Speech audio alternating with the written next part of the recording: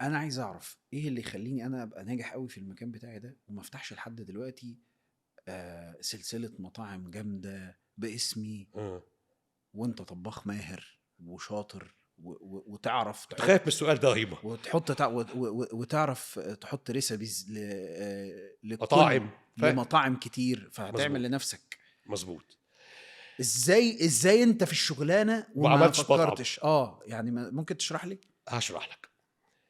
أولًا المطاعم هي ممكن لبعض الناس كتير جدًا خارج المجال أو حتى في المجال بالنسبة له business.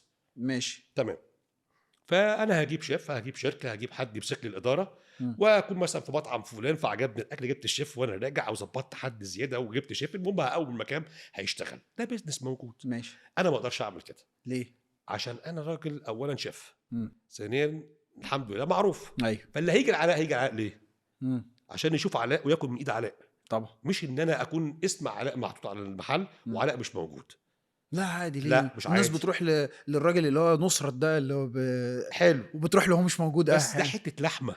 اه. عشان ده جزار، لكن أنا طباخ، شيف، اه. فباطبخ، فعندي أطباق بطريقتي، عندي ماشي. صوصات بطريقتي، شراب بطريقتي، تفاصيل بطريقتي، مش هاقول لك مشاهد بقى هنا، اه. المشاهد اللي بيتفرج عليك عشان بيحب البرنامج أو ماشي. متابع البرنامج، اه. اللي عايز ياكل من إيدك ده بقى، اه. عايز يعرف أنت إيه اللي عندك مش عند غيرك، مم. أو إيه اللي هتقدمه غيرك ما بيقدموش، اه. وأكيد مش هافتح زي غيري، ماشي. أو مش أكيد يعني شايف محل كذا بيعمل كذا أكيد مش هاعمل كده. اه، انت فأنا طباخ، فكرة انت فكرة شيف. فكرة اه. مطعمي اللي أنا عايز أعمله إن شاء الله يعني آجلا أو عاجلا، اه. وبيقولوا العكس آجلا أو عاجلا يعني، لا صح، ما هاعمله لحاجة بإيدي، امم عشان لمّا حضرتك تيجي تاكل من إيدي.